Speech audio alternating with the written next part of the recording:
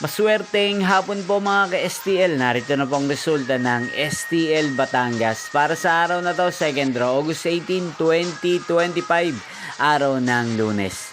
Naway, ang mga natayaan nyo po mga numero kanina ay manalo nawa ngayong hapong ito, 4:30 PM. Kaya kunin nyo na po ang inyong mga ticket. Narito na po ang resulta. Ang mga numerong nanalo sa STL Batangas ngayong hapong ito, August 18, 2025, 4:30 PM. Second draw result, 37 at 24.